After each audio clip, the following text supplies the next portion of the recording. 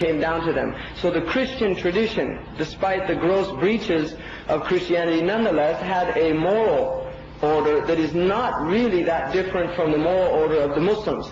And this is why we share with other religions certain basic moral concepts and precepts.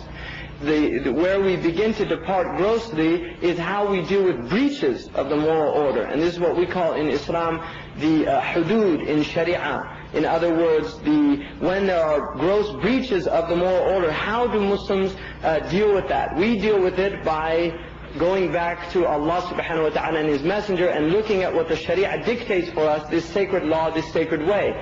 The Christians traditionally, because they separated their teaching from the Judaic tradition, which did have a sacred law, and this can be found in remnants of it in Deuteronomies and Numbers and Leviticus and the books of the Old Testament, where there are injunctions of how to deal with thieves, of how to deal with fornicators, adulterers, all of these things. The Christians departed from this based on a verse that's in the New Testament from Paul in Romans 7, where he uses an analogy of a woman married to a man, and she's bounded by the law as long as she's married to the man, and when the husband dies, she's no longer bound by the law, in other words, of being a married woman. She can go and marry other men. Well, what Paul uses this as an analogy for the death of Jesus Christ. In other words, that when Jesus was alive, we were still bound to the law, meaning the Judaic law. But since Jesus has died, we are no longer bound to the law.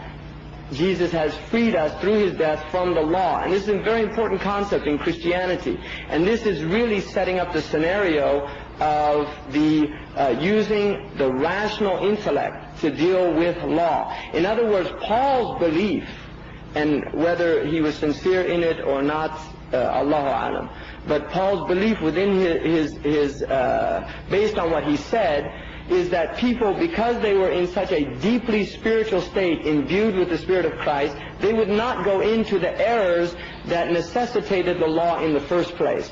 So it was almost like, if we're looking at it as Paul being a sincere person in what he was preaching, that his spiritual state was so high, based on being imbued with the Holy Spirit and with the Spirit, that he could not fornicate, that he would not, because he was in such a deeply exalted spiritual state. This is the idea. Now, this is an extremely idealistic, romantic picture of the human being. The idea that through accepting Jesus Christ, one becomes angelic. One has now entered into the realm of spirit, and the flesh is no longer a difficulty for him.